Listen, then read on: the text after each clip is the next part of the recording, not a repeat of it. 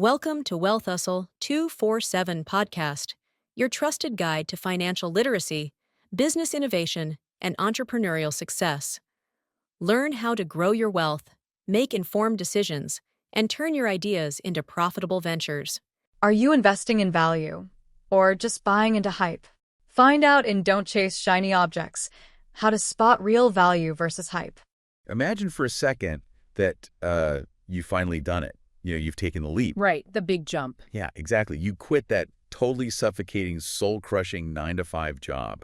You're your own boss. You make the rules. I mean, you've won, right? That's the dream. That is the ultimate dream for so many people. But then, fast forward maybe 6 months, maybe a year, and you wake up to this really brutal realization.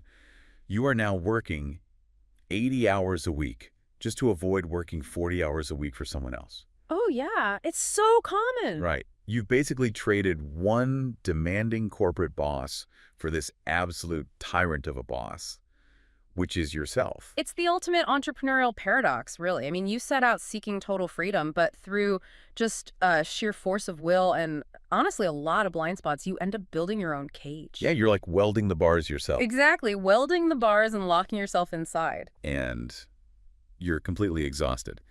But according to the materials we're diving into today, which is an excerpt from a really fascinating text called Asset Empire, if that endless 80-hour grind sounds like your current reality, well, the text suggests you might have some, quote, screws loose in your financial strategy. Yeah, the author definitely doesn't pull any punches there. No, not at all. They actually argue that you're acting like a church mouse, just scrounging around for this false sense of security, rather than, a producer who is actually engineering an empire. That phrase, church mouse, it's deliberately provocative. I mean, the source uses it to highlight a mindset that's rooted entirely in scarcity and fear. Just playing it safe. Right. It's an instinctive recoil from the unknown. And this text is essentially a playbook for people. It literally calls future billionaires. So its primary target is that deeply ingrained, almost biological instinct we all have to just, seek safety. So whether you are running a side hustle from your garage, or you're mapping out a massive tech startup, or honestly, you're just sitting there wanting to understand the hidden mechanics of how ultra-wealthy people actually perceive money, this deep dive is designed to completely reframe how you look at the daily grind. It really flips the whole script. It does. We are going to deconstruct the invisible traps that keep new business owners running on that exhausting hamster wheel. And we're going to explore the massive psychological and operational shifts you need to make to stop acting like a spectator and start actually dictating the play. Okay, let's unpack this. Just do it. And to do that, we have to start before the business even exists. We have to look at the psychological barrier of capital. Like, how do we even think about funding a vision? Well, the mental architecture always has to precede the physical business. It just has to. And the text points out this seemingly innocent phrase that it considers basically the single most dangerous combination of words an entrepreneur can utter. Right, the phrase, I can't afford it. Yes, I can't afford it. The source mentions that the author's mentor outright forbade him from ever saying those words. And, my initial reaction was that it sounds like typical toxic hustle culture bravado. Right. Like, just manifest the money, bro. Right. Yeah, the whole just think positively thing. Exactly. Yeah. But the reasoning goes much deeper into cognitive function, which is super interesting. The claim is that saying, I can't afford it, literally shuts down your brain's processing power. What's fascinating here is the neurolinguistic mechanic at play. Because I can't afford it is a declarative statement of fact. It places a hard period at the end of a sentence. That case closed. Case closed. When you utter it, your brain just accepts the reality of that limitation and goes to sleep. There's literally no more work to be done. But the future elite, as the text calls them, they take that exact same limitation and they flip the syntax into a question. How can I afford it? Exactly. How can I afford it? And that triggers what the source calls the thought engine. Consider the difference in cognitive load there. A question inherently demands an answer. When you ask how, you are forcing your brain out of that passive acceptance and into a very active, aggressive problem-solving state. You're putting it to work.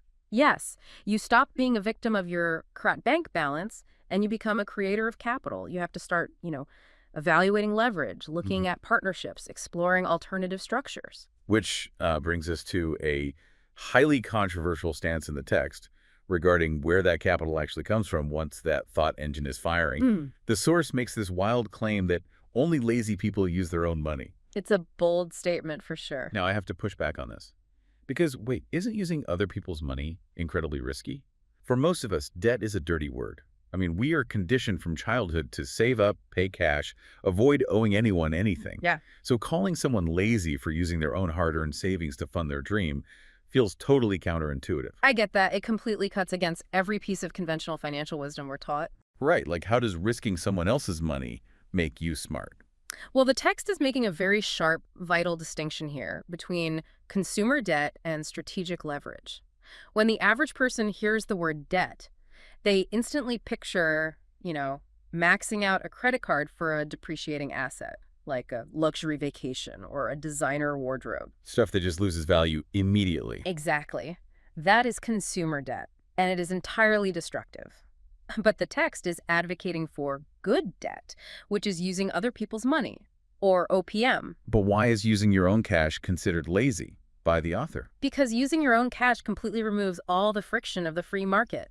Think about it. If you have 50 grand sitting in a savings account, you can wake up tomorrow and just dump it all into a terrible half-baked business idea. Nobody is there to say no. Right. Nobody's going to stop you. There is absolutely no external vetting process. But if you have to go to a bank or you have to pitch an angel investor to use their money, you are forced to articulate a bulletproof vision. You have to prove it. You do. You have to build a viable plan, you have to run all the projections, and you have to convince a highly skeptical third party that your idea will actually generate a solid return. Oh, wow. So the friction is the feature, not the bug. You're saying it shifts the burden from your personal savings account to your actual entrepreneurial intellect. Yes, exactly. Like you literally cannot afford to be lazy in your planning if you are asking someone else to write the check. You have to understand the numbers well enough to promise a return. It's essentially a built-in stress test for your business model before you even launch. Okay, I see the logic in that underwriting question, but let's follow that thread for a second. If the business fails, you still owe the bank, right? Yeah. If you use OPM and the whole thing goes under, aren't you on the hook?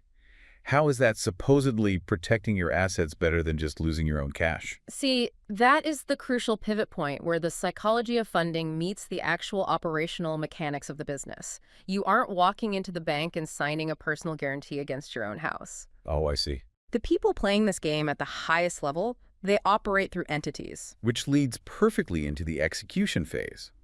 Because assuming you have the capital to be the engine of this vehicle, the next major trap is assuming you have to be the entire vehicle yourself. Yes, the dreaded S quadrant. Right. The text refers to this as the smartest person in the band syndrome. If you look around your organization and you are the smartest person in the room or, the best musician in the band, your growth is permanently capped. The source identifies this as being stuck in the S quadrant, which stands for self-employed. Trying to scale as a solopreneur is like trying to be the quarterback, the coach, and the water boy all at once.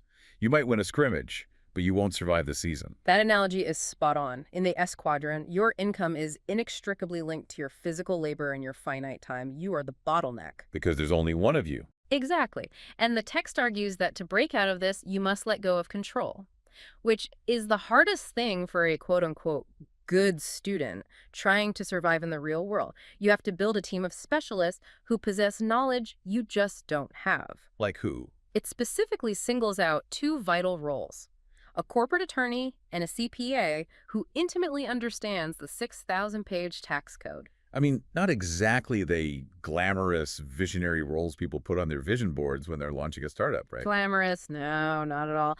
But they are the structural engineers of your empire.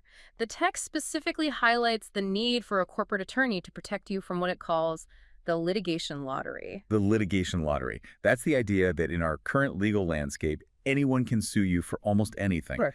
Basically treating the legal system like a lottery ticket, hoping for a massive payout. Yeah, take a hypothetical scenario. Say you own a small fleet of delivery vans for your business. If you own those vans in your own name and one of your drivers gets into a catastrophic accident, the resulting lawsuit doesn't just target the business. They come after you. They come after everything. Your personal savings, your primary residence, your kids' college fund, they are all exposed to that litigation lottery. So they're using corporate structures, not just as tax vehicles, but as armor. The text makes a really stark claim here. The rich own nothing in their own names. Think of corporate structuring like building a series of blast doors on a submarine. Blast doors, okay. Yeah, if the hull is breached in one compartment, you seal the blast doors so the whole sub doesn't sink. Wealthy individuals use holding companies and separate LLCs for different assets. So it's all compartmentalized. Exactly. Wow. One LLC might own the real estate, another operates the actual business, maybe another holds the intellectual property. If the operating business gets sued, the blast doors close. Wow. The real estate and the IP are in entirely different entities. The plaintiff just can't reach them. The hardest part for new entrepreneurs, especially those who've been conditioned to, want their name in big letters on the building, is letting go of the ego of ownership in favor of the safety of control. Right. You control the entities, but the entities own the assets. Hmm. Okay, so you have the mindset. You're utilizing OPM. You've built the submarine with blast doors, but those blast doors are protecting something. Hopefully. Yeah, hopefully. The source insists that a great team is totally useless if you, the founder, don't understand the language of money. It highlights this massive blunder, which is fundamentally misunderstanding what an asset actually is. Oh, this is huge. Society conditions us to look at the visual trappings of wealth, the luxury vehicles, the sprawling corner office, the expensive furniture, and we categorize them as assets. We see them as proof of success. The text is so brutal about this. It literally calls these things trashy stuff. Trashy stuff, yeah. It describes how new business owners finally see a profit, and they immediately run out to buy this trashy stuff, genuinely believing they're building an asset column. Why is the default entrepreneurial dream, buying a fancy office to look successful, actually the exact thing that guarantees you stay broke? Because the definition provided in the source is just ruthlessly simple. An asset puts money in your pocket, and a liability takes money out.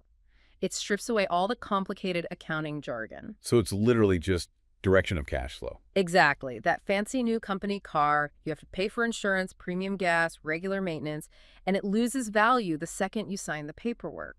It requires constant capital to just exist.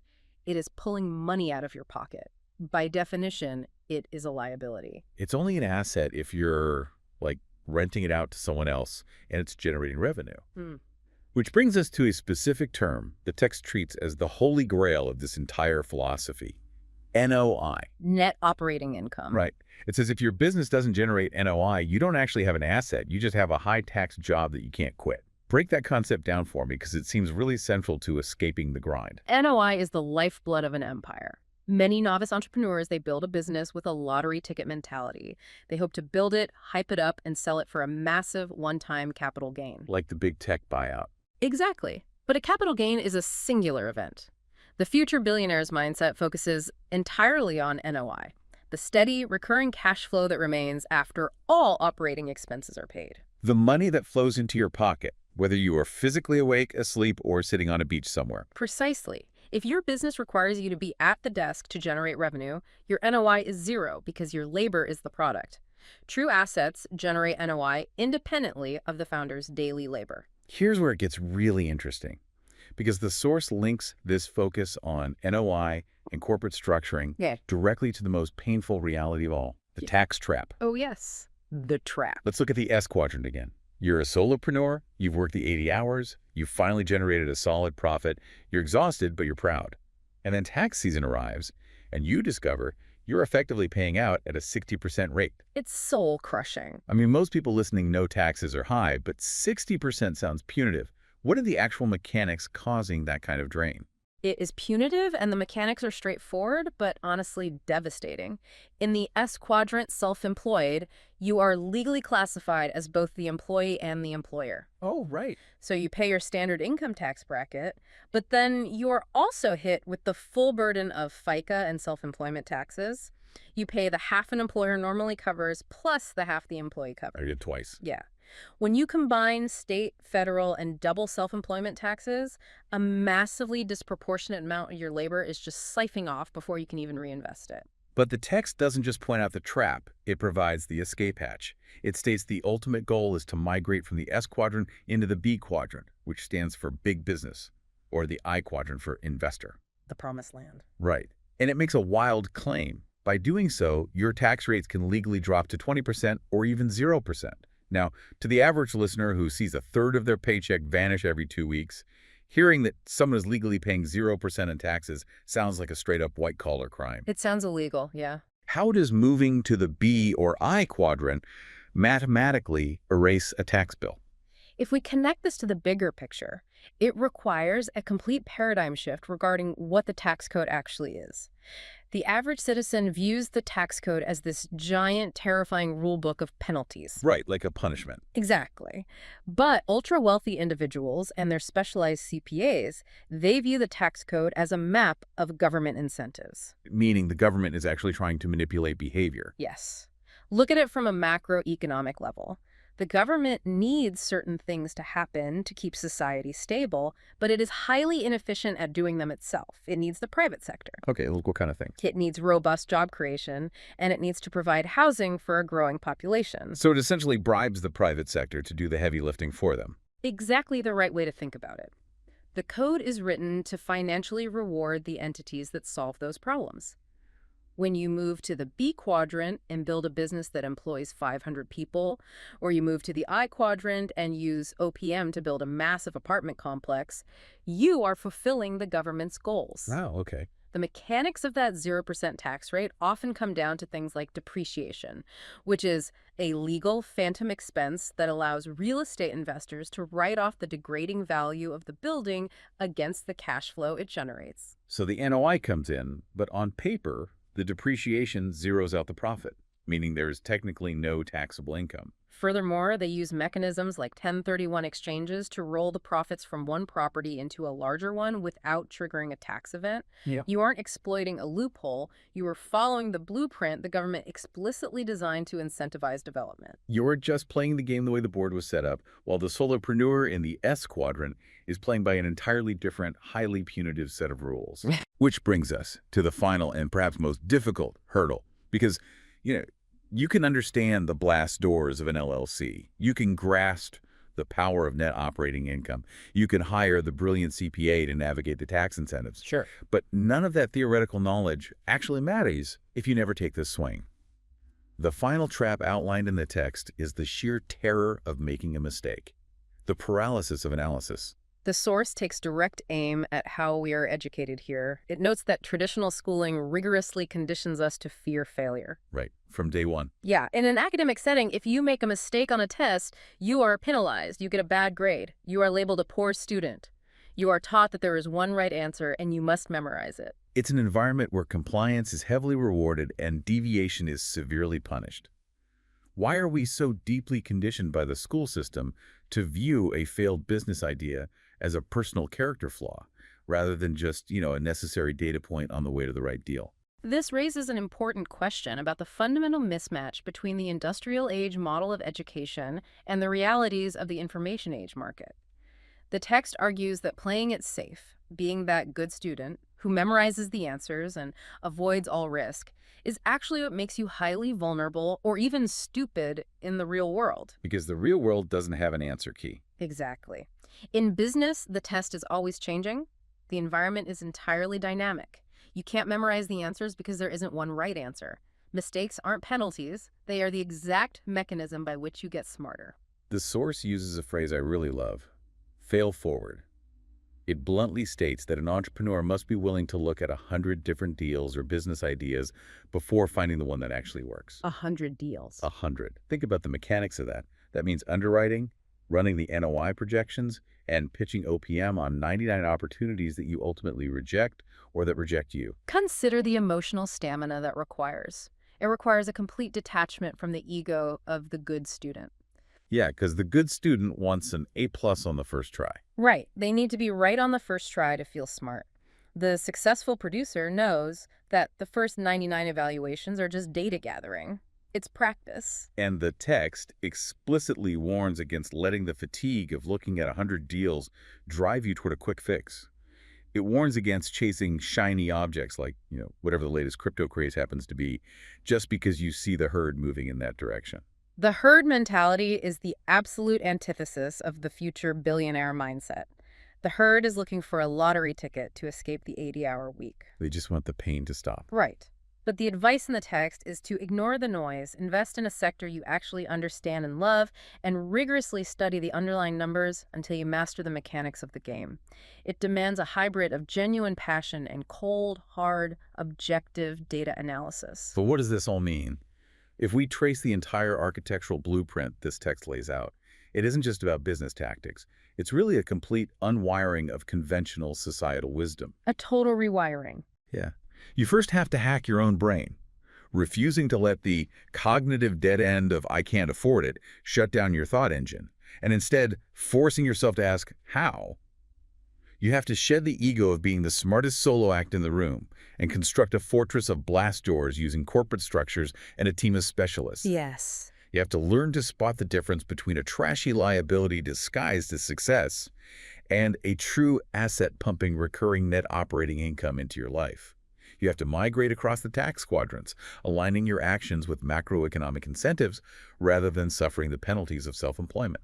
And ultimately, you have to run headfirst into the very thing you were taught to fear. You have to embrace failure as a data point, failing forward until the math finally aligns. It's a heavy lift, for sure, but it's a comprehensive roadmap for escaping the trap. And whether the listener's ultimate goal is to literally join the ranks of the ultra-wealthy, or simply to take back control of their time so they aren't working 80 hours a week out of pure panic. Just trying to survive.